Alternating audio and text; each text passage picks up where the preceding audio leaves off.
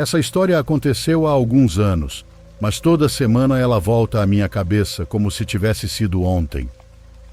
Acho que isso se deve ao fato de eu usar relatos como parte dos estudos de outros idiomas. Sou de um desses povoados antigos, um lugar onde quase não vive mais nenhum jovem. Durante o ano tudo é calmo, tendo várias casas fechadas e ruas vazias. Mas quando essas datas se aproximam, o povoado parece reviver um pouco. Os filhos e netos retornam, preparam-se os altares, as missas, as procissões, e junto com tanta tradição também vêm à tona histórias antigas. São coisas que só se contam nessa época e que se dizem em voz baixa, quando as crianças já foram dormir. Aquele ano foi especial porque meus 2 melhores amigos, Memo e Adrian, também voltaram à terrinha. Nós 3 crescemos juntos, mas nos separamos quando saímos para estudar fora, desde o ensino médio. Nos reencontramos como se o tempo não tivesse passado e como quando éramos crianças, acabamos nos metendo onde não devíamos. Naquela noite, depois da missa da Sexta-feira Santa, saímos para caminhar. Queríamos reviver aquelas caminhadas em que contávamos histórias com um clarinete na mão. Foi Adrian quem sugeriu subir pela Rua de Pedras em direção à parte antiga do povoado, onde quase ninguém vive mais. Lá restam apenas algumas casas em ruínas, uma capela sem porta e uma cruz de pedra meio enterrada na terra. Porém, de lá, há uma vista muito bonita de todo o lugar. Queríamos vê-lo por completo, para podermos lembrar bem quando fôssemos embora. O ar estava parado, estranhamente parado, e tudo parecia desligado, como se o lugar inteiro estivesse dormindo. E foi aí que o vimos, parado ao lado da capela abandonada, um homem vestido como um monge, mas completamente de preto. Não se mexia e nem parecia respirar. Ele estava com a cabeça levemente abaixada e os braços colados ao corpo, como se estivesse em penitência. Naquele momento não se ouvia nem o canto dos grilos. Nada. Não sei quanto tempo ficamos ali olhando para ele, mas durante esse tempo não falávamos. Na verdade, nem piscamos, até que o homem deu um passo em direção à capela, colocou uma mão sobre o muro de pedra e depois se virou lentamente para começar a caminhar em direção ao morro. Não quero dizer que ele desapareceu, mas sim que se perdeu na noite. Não corremos, ninguém disse nada, mas estávamos paralisados. Foi Memo quem conseguiu falar primeiro. Bizarro, vocês também viram ele, né? Acenamos com a cabeça e, em vez de correr ou ir embora, por algum motivo decidimos segui-lo. A certa distância, claro, mas decidimos ir atrás. Quando chegamos à parte onde o havíamos visto pela última vez, ele já não estava. Não se ouviam passos, nem havia sinais de que alguém mais havia subido por ali. Voltamos ao centro sem dizer uma palavra. Depois descobrimos que naquela noite, nenhum dos 3 conseguiu dormir. Na manhã seguinte, fomos falar com nosso antigo professor Leandro. Ele nos deu aula de geografia e, além de ser nosso professor favorito, era o único com quem ainda mantínhamos contato. Era ele quem sabia todas as histórias daquele lugar. Perguntamos se havia alguma tradição de homens vestidos assim na Sexta-feira Santa, se existia alguma ordem ou grupo religioso. Ele nos olhou com desconfiança, mas quando Memo mencionou a capela antiga, o professor baixou a voz e disse: "Ah, lá em cima na capela, isso que vocês viram não é novidade. De tempos em tempos alguém diz que o vê. Alguns o chamam de o penitente, outros dizem que é o espectro da Sexta-feira Santa. Mas o que muitos de nós acreditamos é que mais do que um fantasma, é gente que continua mantendo tradições que não conhecemos por completo. O professor Leandro nos contou que quando ele era criança, seu avô falava sobre uma seita, uma irmandade que já estava ativa desde o tempo do avô dele. Imaginem só. Ele disse que era um grupo de homens que se reuniam em segredo durante a Semana Santa. Não eram monges, mas se vestiam como tais. Eles subiam o morro à noite e faziam seus próprios rituais, não os da igreja. Diziam que guardavam um conhecimento mais antigo e que o silêncio era parte de seu pacto. Perguntei: um pacto com quem? O professor Leandro respondeu: olha, o que eu posso te dizer é que não era com o mesmo Deus que o nosso. Disso eu tenho certeza. Alguns dizem que era uma seita que adorava algo mais antigo e mais obscuro. Outros acreditam que eram apenas homens que se afastaram do cristianismo para criar sua própria forma de fé. Mas alguma coisa eles encontraram lá em cima no morro, algo que os fez ficar. E vejam só, de vez em quando, em dias como esses, as pessoas dizem que um deles desce até a capela. Segundo o professor, não era a primeira vez que alguém os via, mas quando os viam era quase sempre na Sexta-feira Santa. Alguns asseguram que são espectros, que as aparições sempre coincidem com mortes próximas ou desgraças no povoado. Mas há quem acredite que a Irmandade ainda está viva e que é formada inclusive por gente da igreja. A única certeza é que ninguém, nem mesmo o professor Leandro, tem uma resposta definitiva. Perguntamos se ninguém jamais os seguiu para ver onde se escondiam. Como é que você segue algo que nem sabe se é real? Respondeu o professor com outra pergunta. Quem sabe onde isso pode te levar? Essa frase nos gelou a espinha porque nós tínhamos tentado. Depois disso, tentamos continuar com nossas férias como se nada tivesse acontecido, mas todas as noites pensávamos na mesma coisa. Pensávamos naquele monge, em seu silêncio e na forma como tocou aquela pedra. Adrian, por exemplo, ficou com a ideia de que era um espectro, uma figura que repete uma penitência que nunca terminou, um fantasma. Memo está convencido de que era uma pessoa viva, um membro de alguma seita comum nas Américas. E eu sinceramente não tenho certeza do que vi.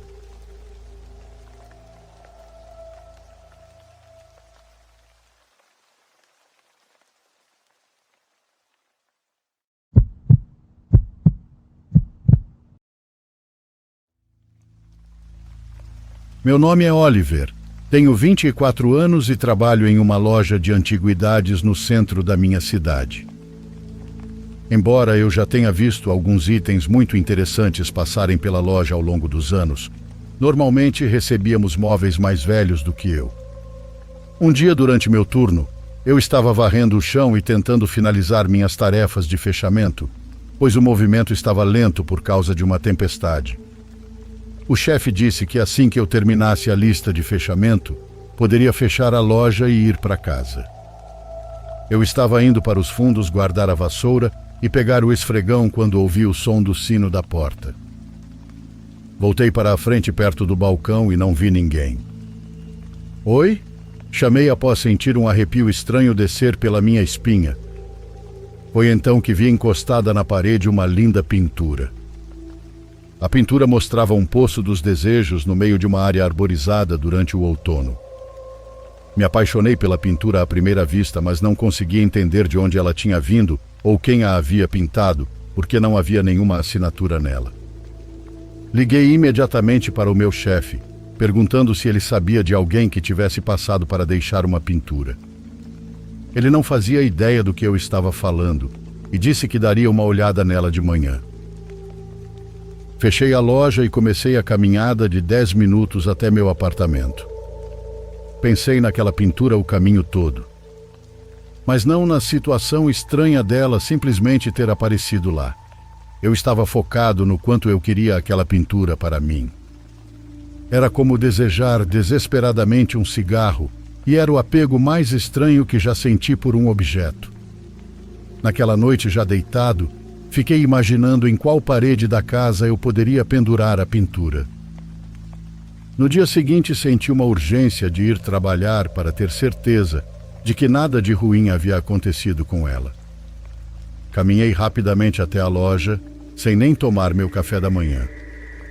Assim que cheguei, meu chefe me deu bom dia. Perguntei se ele já tinha visto a pintura e ele disse que sim, que era estranho porque ele também não fazia ideia de onde ela veio. E aí, quanto você acha que vale? Perguntei. Com uma risada, meu chefe olhou para mim e respondeu. Por quê? Tá interessado? Considerando que não tem assinatura de artista e a gente não sabe de onde veio, pode pegar para você, ele disse. Agradeci 1000 vezes, cheio de empolgação e com uma vontade repentina de simplesmente pegar a pintura e correr para casa para pendurá-la na parede. Mas eu não podia fazer isso, já que ainda tinha um dia inteiro de trabalho pela frente. Aquele dia foi um saco e me pareceu se arrastar eternamente. De vez em quando eu olhava para a pintura e a cada vez era mais difícil desviar o olhar. Deu para ver que eu estava ansioso demais para voltar para casa. Fechando a loja no fim do dia, fui para casa sentindo pura felicidade. Sabendo que teria os 2 dias seguintes de folga, poderia pendurar a pintura onde quisesse e aproveitar. Decidi colocá-la na parede da sala, uma parede que eu conseguia ver do meu quarto. Meu apartamento era bem pequeno, então deitado na cama eu ainda podia ver a pintura. Depois de pendurá-la, me sentei na poltrona, liguei a TV e tomei 1 ou 2 doses para relaxar. Logo meus olhos começaram a pesar e quando estava quase cochilando ouvi uma voz fraca de mulher. Me levantei e olhei ao redor, procurando de onde vinham os sussurros, quando meus olhos caíram sobre a pintura. Me levantei e me aproximei da pintura. Conforme me aproximava, vi uma mulher de vestido branco sentada na borda do poço representado na imagem. Não pode ser, pensei. A mulher estava sussurrando. A figura da mulher estava sussurrando, mas eu não conseguia entender o que ela dizia. Me inclinei para ouvir melhor e ela caminhou em minha direção, ainda sussurrando. Num piscar de olhos, a mulher me agarrou pela gola e começou a me puxar. Apoiei as 2 mãos na parede e empurrei com toda a força, lutando para me soltar de seu aperto. No último instante eu acordei. Eu estava na poltrona com o som baixo da TV ao fundo. Em completo choque, corri até a pintura para ver que não havia nada de estranho nela. Minha mente estava meio confusa, mas atribuí isso ao uísque e ao fato de estar meio dormindo. Fui ao banheiro escovar os dentes antes de ir para a cama, e foi então que no espelho vi algo no meu reflexo. O lado direito da gola da minha camisa estava rasgada. Saí do banheiro como se nada tivesse acontecido e fui para a cama depois de fechar a porta para não ver a pintura. Em algum momento acordei no silêncio. Saí da cama e fui até a sala para verificar a pintura, quando notei algo que não tinha visto na noite anterior. O fundo ao redor do poço havia mudado do outono para algo como o inverno. As folhas laranjas e vermelhas não preenchiam mais as árvores ao redor do poço, e sim galhos retorcidos se estendiam pela tela. O pior de tudo é que eu constantemente sentia a necessidade de estar perto daquela pintura. Não importava o que eu fizesse ou aonde eu fosse, não conseguia parar de pensar nela. Os 2 dias seguintes foram normais, tão normais quanto podiam ser. Quando chegou segunda-feira, eu estava entediado no trabalho, então resolvi usar o notebook da loja para pesquisar um pouco sobre a pintura, já que não conseguia parar de pensar nela. Pesquisei por horas e até tentei uma busca por imagem no Google, mas não encontrei absolutamente nada. Cheguei à conclusão de que a pintura devia ter sido feita por alguém da região, um artista local talentoso. Passei as semanas seguintes obcecado em descobrir de onde exatamente veio a pintura e o que a inspirou. Seria aquele um poço local? Durante todo esse tempo tive sonhos extremamente vívidos com a mulher de branco. Meu desejo constante de estar perto da pintura era confrontado por um medo extremo de estar perto dela. Isso durou bastante tempo, até que um dia resolvi visitar o museu local em busca de respostas. Pedi ajuda a um dos senhores mais velhos que trabalhavam lá. Mostrei a ele uma foto da pintura e perguntei se ele já tinha visto algo parecido com o poço na região. Ah, me siga. Sem dizer nada, o segui até uma vitrine de vidro com fotos antigas e recortes de jornal. E lá estava em preto e branco uma foto do poço cercado por árvores. Um dos artigos se chamava O Poço Amaldiçoado, com a história de uma mulher e seus 4 filhos cujos corpos foram encontrados dentro do poço. O jornal era datado dos anos 30 e o artigo também dizia que a mulher e as crianças estavam desaparecidas há pouco mais de 1 ano antes de serem encontradas. Ouvir o homem explicar os artigos, dizendo que poucas pessoas perguntavam sobre o poço, me deixou inquieto. Ele então me mostrou uma foto da mulher e me deu uma ânsia de nervoso. Lá estava ela, de vestido branco, a mesma mulher que me agarrou pela gola e tentou me puxar para dentro da pintura. Perguntei ao homem se ele sabia onde o poço ficava, e ele disse que após os corpos serem encontrados, o poço foi selado e com o tempo foi encoberto. Confuso, meu caminho de volta para casa foi um borrão. Só conseguia pensar: como? Como isso pode estar acontecendo comigo? Quando cheguei em casa, resolvi fazer um experimento. Me sentei na minha poltrona e tomei uma dose. Eu precisava vivenciar aquilo de novo. Era como um vício estar perto da pintura, por mais desconfortável que me fizesse sentir. Depois de umas 3 doses e mexer um pouco no celular, meus olhos começaram a pesar novamente e mais uma vez ouvi um sussurro. Olhei para a pintura, sentindo-me sendo atraído por ela. Levantei-me e me aproximei devagarinho, mas os sussurros começaram a diminuir quanto mais perto eu chegava. Olhei para o poço e a mulher de branco não estava lá. Me inclinei mais e de repente senti 2 mãos geladas em minhas costas. Me virei e lá estava ela atrás de mim, me empurrando para dentro da pintura enquanto eu gritava. Meus ouvidos zumbiam e eu fiquei atordoado. Cambaleei e foi então que vi meu nome gravado em uma das pedras do poço. Passei os dedos pela inscrição e de repente acordei de novo na minha poltrona, banhado de suor. Corri e me tranquei no quarto, tentando ficar o mais longe possível da pintura. No dia seguinte, levei a pintura para trás do meu prédio e a queimei. Senti um alívio e, ao mesmo tempo, uma tristeza vendo-a queimar. Nunca mais tive uma experiência assim no meu apartamento, mas também nunca mais deixei quadros decorando minha casa. Pelo que vi em relatos, é normal de vez em quando ter pesadelos, e eu tenho. Ainda me pergunto, por que eu? Qual era a motivação daquela mulher de branco? E de quem era aquela pintura antes de mim? Essas são perguntas que me deixam com uma pulga atrás da orelha.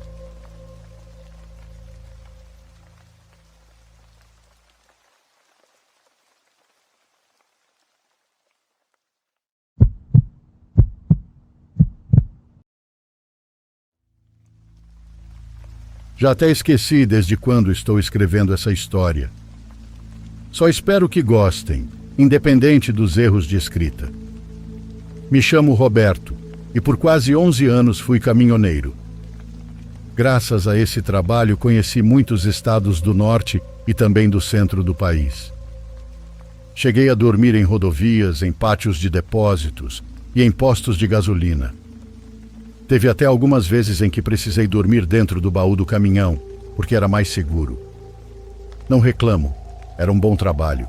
O salário dava para manter a casa e, além disso, eu gostava de dirigir. Mas também era cansativo, principalmente quando o turno era à noite. As noites eram as piores, e não digo só pelo sono. Eu tomava café, colocava música e cheguei até a comer pimenta cumari para não dormir. Fazia isso por medo, mas não medo de espíritos como alguns falam. Medo de dormir no volante e nunca mais acordar.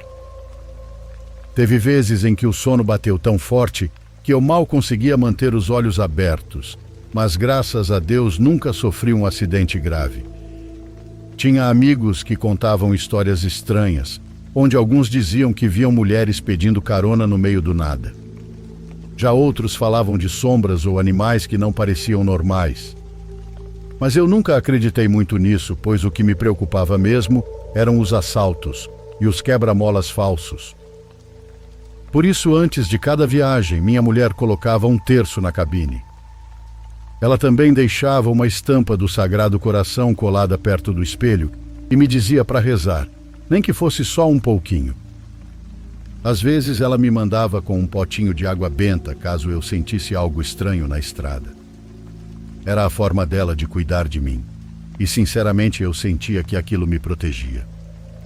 Nem sempre eu conseguia atender quando ela ligava. Tinha lugares sem sinal ou trechos em que eu preferia não tirar as mãos do volante. Mas ela sabia que se passassem muitas horas e eu não desse notícia, era porque eu estava muito atrasado. Ela sempre confiou em mim, e isso era o mais valioso de tudo. Saber que alguém te espera, que reza por você mesmo você estando longe, tem um significado imenso para mim. Uma noite precisei levar uma carga de eletrônicos para o norte. Era por volta das 2 da manhã e eu já estava há várias horas na estrada. Eu tinha tomado um copinho de café antes de sair do último posto e de vez em quando abria a janela para o ar frio bater direto no meu rosto. Eu fazia literalmente de tudo para não dormir. Colocava música, esticava os dedos, mexia os pés, qualquer coisa para não parar. Isso principalmente porque eu sabia que aquela região era perigosa.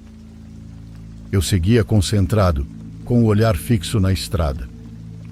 De repente, como se alguém tivesse entrado no caminhão sem eu perceber, senti algo pelo canto do olho. Foi como se um vulto estivesse ali, sentado bem ao meu lado. Virei rápido, com o coração já disparado, mas não havia nada.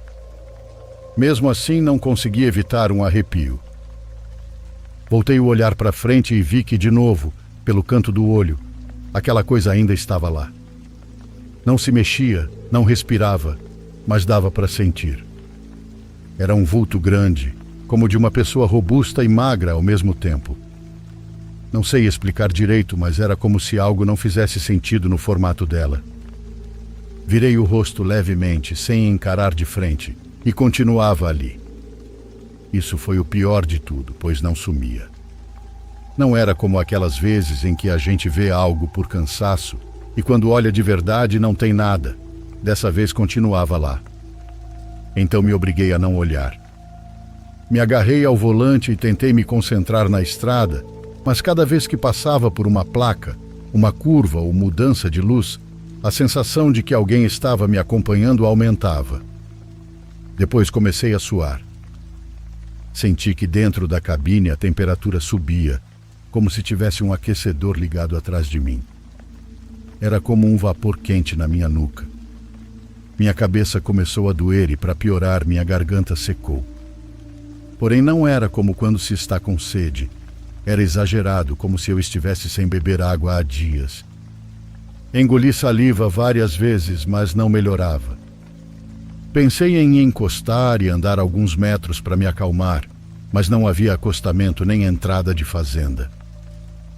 Fiquei assim por vários minutos, e não sei dizer quantos ao certo se passaram.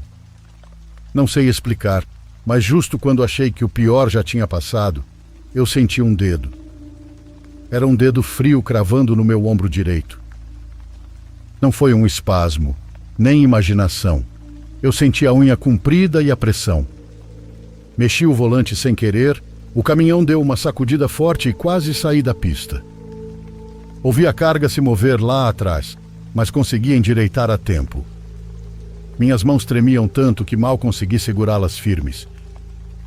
Eu já estava suando frio, e para ajudar uma sensação estranha percorreu todo o meu corpo, como se algo estivesse andando por dentro, do pescoço até a barriga. Não era só medo, já que o cheiro no meu nariz era de ferro e mais alguma coisa, tipo carne velha. Me deu vontade de vomitar. Virei minha cara com cuidado, dessa vez não só com o canto do olho, mas quase o rosto inteiro. E lá estava sentado ao meu lado, sem se mover. Era uma figura feita de carne escura, como se estivesse queimada. Tenho certeza que tinha um rosto, mas minha mente não quis ver. Foi tão rápido e tão real que me arrependo de ter olhado. Voltei a atenção para a estrada, mas de tão nervoso que estava meu braço chegou a ficar dormente. E de novo aquele dedo, agora como quando alguém tenta virar seu rosto à força. Eu queria gritar por ajuda, pois o caminhão se movia sozinho, e então pisei no freio sem pensar. A carga rangia lá atrás e tudo estalava.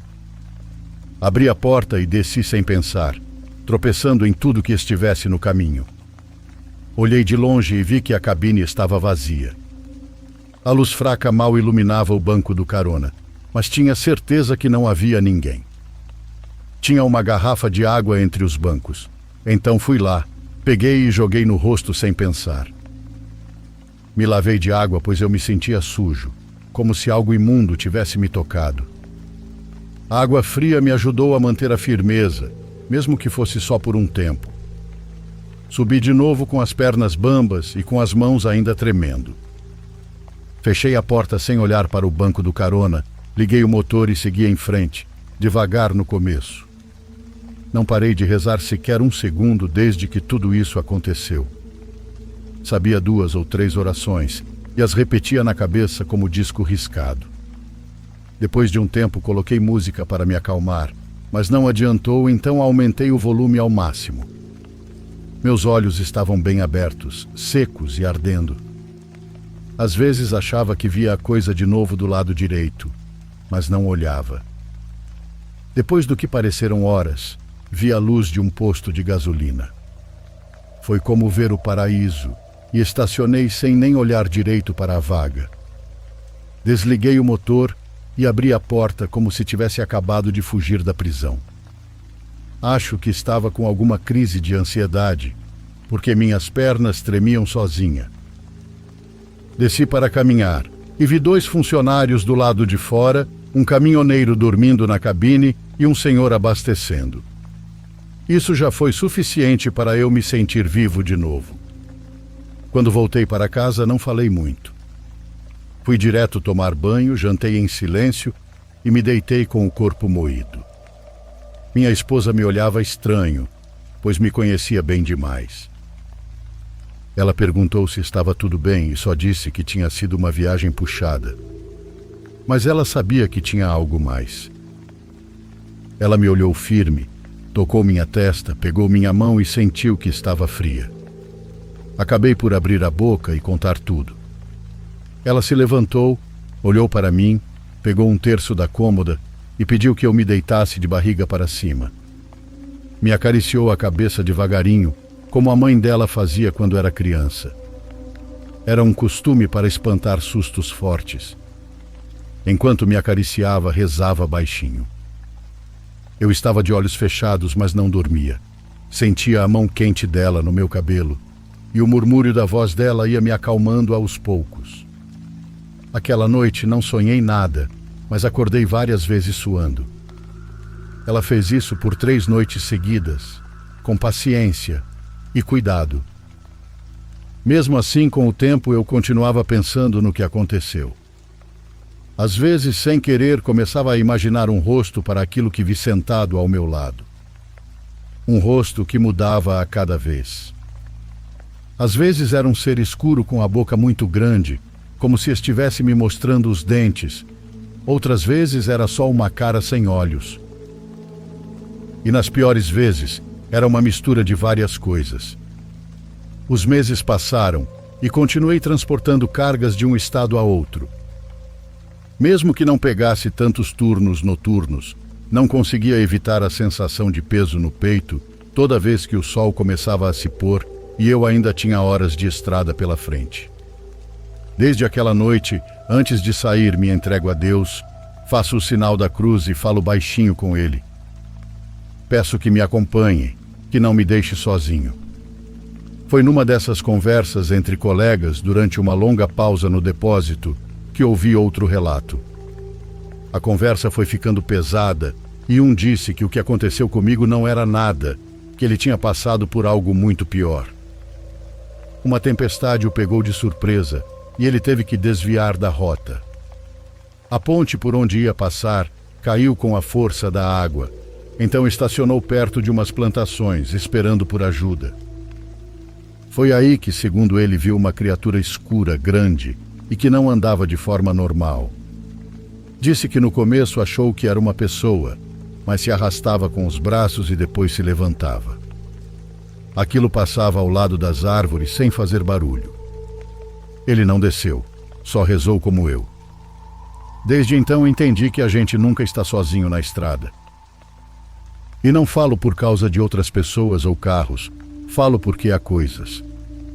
Coisas que andam pelas margens, pelos cantos, que sobem, que espiam e que riem. Por isso sempre rezo, quando saio.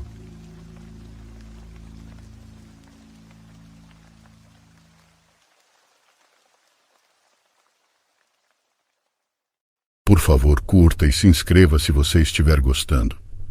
Agora continuamos.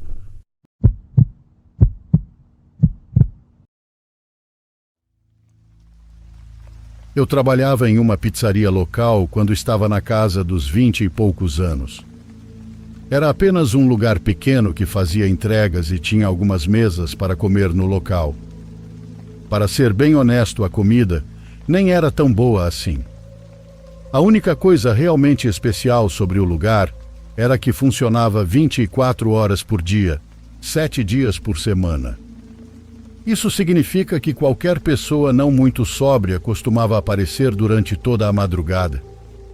Eu costumava trabalhar sozinho, mas não me importava com isso. Na verdade, eu até preferia. Nada da comida era difícil de preparar. E quando estava devagar, eu normalmente podia fazer o que quisesse enquanto esperava. Essa noite não foi diferente de qualquer outra, pelo menos no começo. Cheguei às 20 horas e assumi o turno do gerente do dia. Não havia nenhuma tarefa especial ou algo que eu tivesse que fazer naquela noite, e como era uma terça-feira, eu já estava preparado para uma noite tranquila.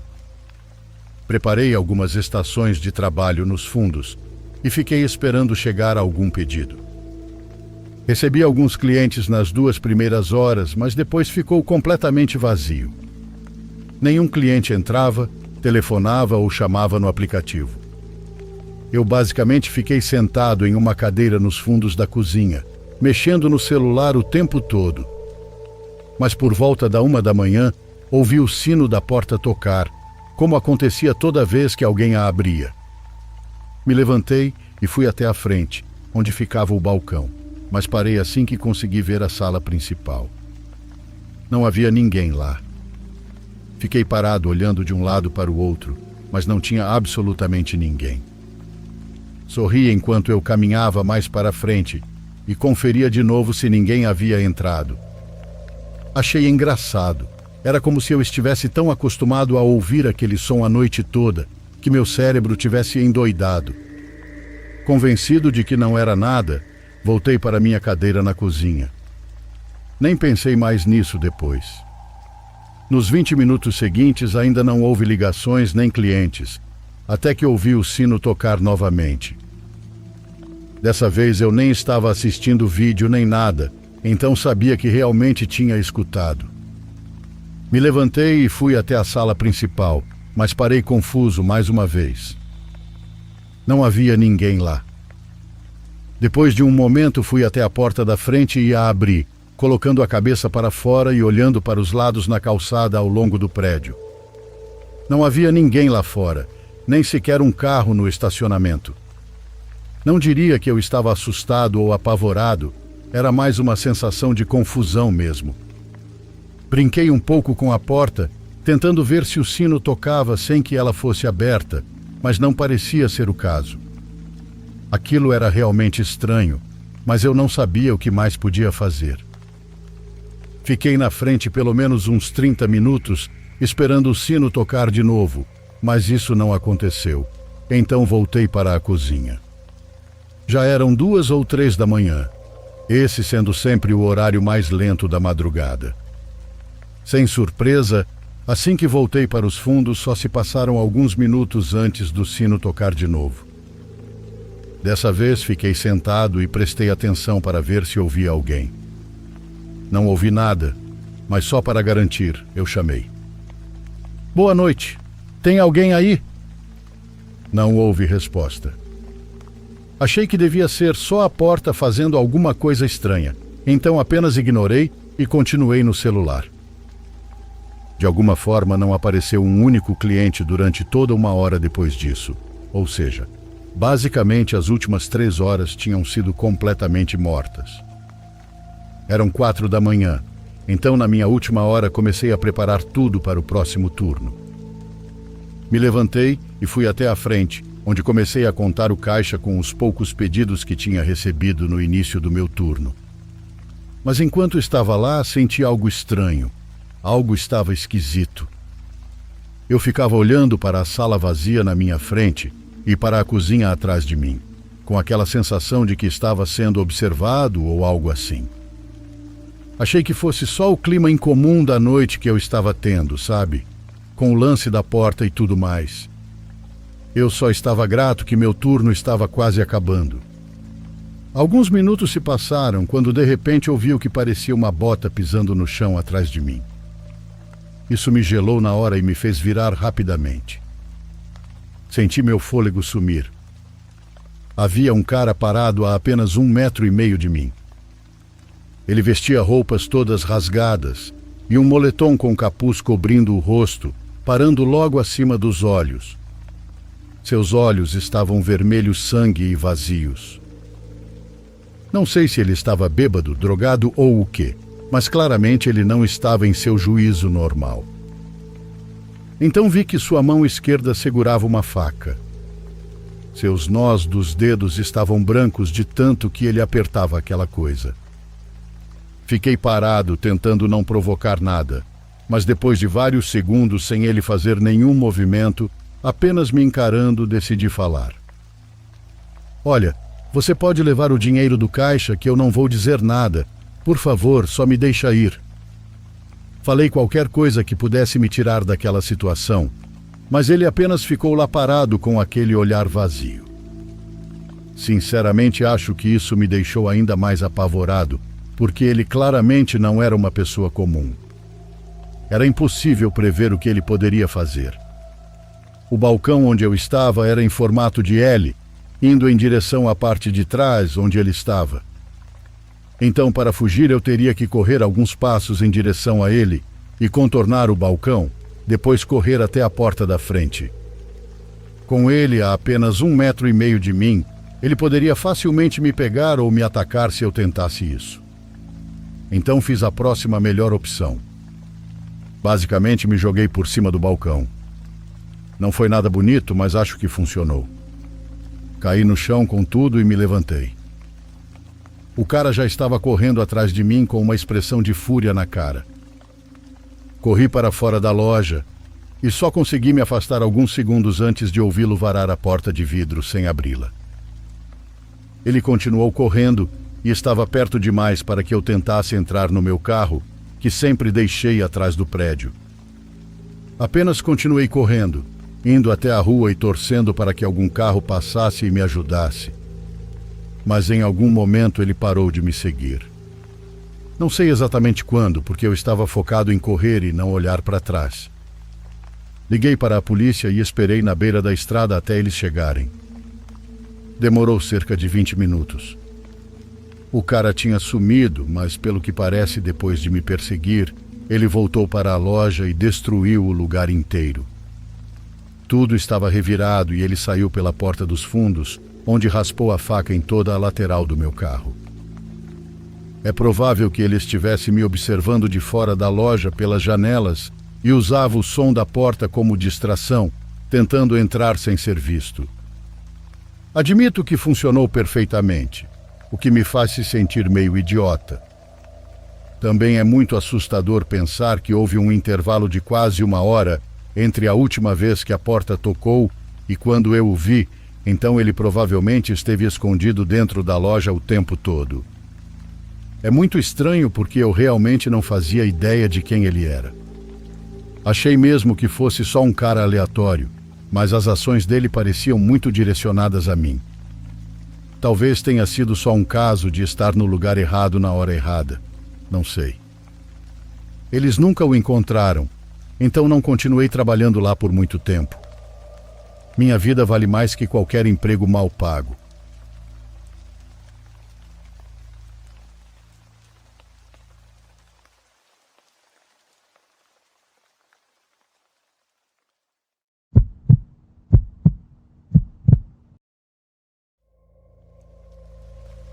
Vou contar um relato para a comunidade e espero que gostem. Isso me aconteceu lá por volta do ano de 2014, quando eu trabalhava como segurança em turnos de 24 horas. Eu prestava serviço em um hotel conhecido de 22 andares, com terraço e heliporto localizado aqui em São Paulo. Na noite em que isso aconteceu, eu estava trabalhando com meu chefe de turno, com quem eu já tinha virado o braço direito. Fizemos uma ronda exatamente à meia-noite, já entrando na madrugada. Por essa hora, o hotel já costuma ser deserto, então você só encontra pessoas no térreo e na área de funcionários. Começamos pelo heliporto, então subimos de elevador e descemos pelas escadas, revisando andar por andar até chegar ao subsolo. Estávamos no heliporto e fumamos um cigarro, observando a cidade iluminada e linda. Contamos as luzes de navegação que todo edifício dessa altura deve ter.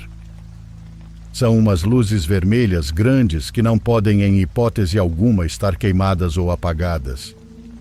Fomos descendo, revisamos todo o terraço e depois passamos pelos andares vazios, onde tudo estava normal até então. Mas ao chegar no 15º andar, que estava em reforma, encontramos, como de costume, todas as portas dos quartos abertas. Não havia hóspedes nesse andar. Durante o dia, pedreiros e encanadores trabalhavam por todo o nível. Então todas as banheiras dos banheiros estavam desmontadas e colocadas do lado de fora de cada quarto. Isso dava um ar estranho e sombrio a toda a área.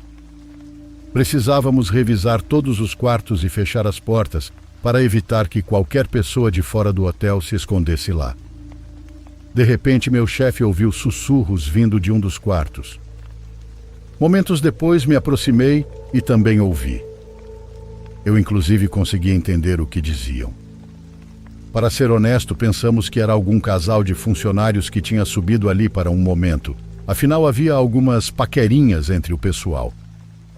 Pensamos. Agora pegamos eles no flagra e fazemos um relatório, ou então arrancamos deles um refrigerante por mantermos o silêncio. É que se fossem descobertos, podiam perder o emprego, então tínhamos que avisar eles para tomar cuidado. Mas nos esperava uma surpresa. Quando entramos naquele quarto e revisamos cada canto de cima a baixo, não encontramos ninguém. Não havia absolutamente ninguém nos cômodos. Chegamos a nos separar para procurar melhor, mas não tinha ninguém. Ficamos nos olhando porque, repito, tínhamos ouvido claramente vozes ali dentro, como se alguém estivesse escondido. "Juro que ouvi vozes aqui dentro", disse meu chefe. Eu respondi que também tinha ouvido. "Fecha a porta, melhor continuarmos a ronda", ele disse. Fui até a porta para fechá-la, mas ela estava emperrada e não fechava. Disse a ele que não dava, e ele respondeu que devia ser o trinco de segurança e pediu que eu verificasse. Tentei girar a maçaneta e percebi que de fato o trinco estava travado. Estava tudo escuro, mas dentro daquele quarto era ainda pior. Era uma escuridão total, quase desesperadora. Havia uma sensação que me impedia de olhar para dentro, de me aproximar. Então, para não precisar abrir a porta de novo e apenas fechá-la de vez, estiquei o braço para dentro no escuro para girar o trinco. Foi aí que senti uma mão pequena e macia como a de uma criança. Era uma mãozinha com unhas longas que tocaram minha mão por cima e deslizaram os dedos entre os meus. Tirei a mão imediatamente, batendo forte na parede e no batente, e puxei a porta, fechando-a com força na hora. Quando olhei para trás, vi que meu chefe já estava mais à frente no corredor, andando como se nada tivesse acontecido. Ele não percebeu e nem ouviu nada, então corri para contar o que tinha acontecido. Eu estava completamente pálido, sem conseguir encontrar as palavras para explicar o que acabava de viver. Nervoso, falei como pude, e ele me perguntou se eu queria voltar para revisar. Porém, respondi que não, que tudo o que eu queria era sair daquele andar. Isso foi o que me aconteceu naquele hotel, e mesmo depois de alguns anos eu não consigo esquecer a sensação daquela mão tocando a minha. Sei que em hotéis existem entidades e energias por causa de portas que se abriram e nunca mais se fecharam. Acho que os hotéis não são usados apenas para passar a noite ou para encontros amorosos. Não sei se vocês sabem, mas também há pessoas que vão a esses lugares para fazer rituais ou trabalhos espirituais. Por favor, me deem sua opinião e seus pontos de vista sobre meu relato. Um abração de João Bezerra a toda a comunidade de relatos.